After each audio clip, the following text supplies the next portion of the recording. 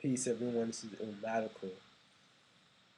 Uh, so I've been in Asia for 2 years now, and I wanted to make a video about Taiwan. And I lived in China for a year, and occasionally while I was in China, I had to make a visa run. Every 90 days, I had to leave China and go to Hong Kong, because technically Hong Kong is not a part of China right now. It will be in about 2047. It goes back, but really it's already connected to China right now. But in any event, so when I was living in China, I lived in Beijing first. I lived in the northern part of China, Beijing. I liked China. Beijing can be like kind of a weird city. It's it's an aesthetically, it's probably one of the most abysmal looking and cities that I've places that I've ever been. Now, this does not include the Chinese the temples, Forbidden City. That's the exception. The Chinese art is the exception. But in terms of the city and the architecture, the modern day architecture, influenced by communism, I don't know what it is, but it's like in China, there was an agreement by the architects to make all the cities ugly looking. I know this is gonna sound bad, but if you go on Google and like look at the way, look at articles on people talking about how Beijing looks aesthetically. Visually, it's horrible. It's one of the most horrible cities. Now the people are very nice, but when I was in China, I would visit some friends who were in Hong Kong, and I was constantly saying to them, I need to find a real chill version. Eventually I moved to the southern. I moved to the Guangdong province in the south, and I would constantly say to myself, man, I need to find a chill version of China. And I say chill, like you want that balance of, the ancient Chinese culture, but at the same time, you want to be able to go get, if you're from the States or you're from a developed country, you're accustomed to certain things. And I just really didn't like China. I don't say I didn't hate it. I could see myself going back there again, but only to one of the larger cities. Like I have to be Beijing or Shanghai. Uh, Definitely would not live any of. I would not even consider any of the second or third tier cities.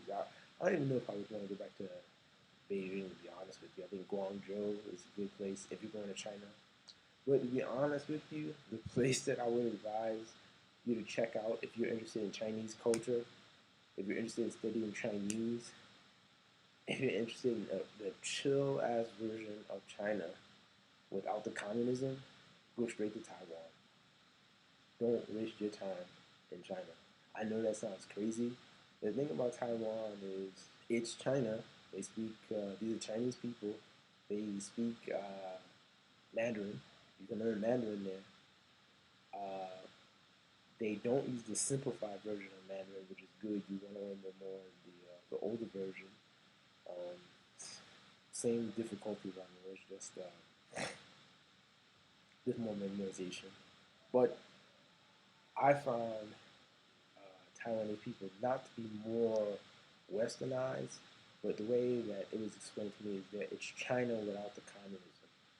And for me, there was more of a spiritual base there because it's more rooted.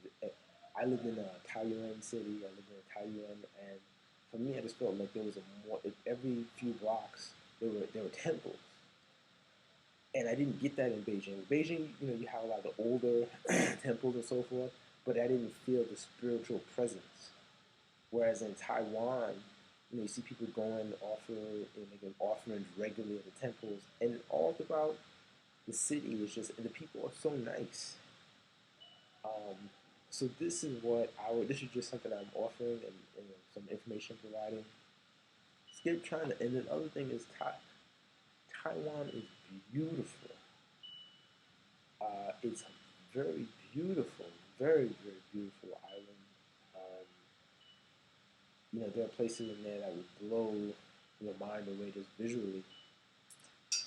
So yeah, this is just me shedding some light on Taiwan. I don't think that place really gets a fair amount of press. Vice magazine recently had published a photo essay on Taiwan. And it for me, I just think the Taiwanese people are much more chill. They're spiritual. They're very friendly. The people in China are friendly too, but they're dealing with that communist mindset, and they're stifled.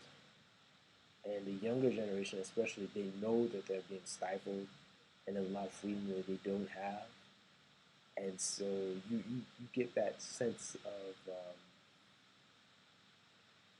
I don't know. I feel like some of the Chinese people are repressed in a sense,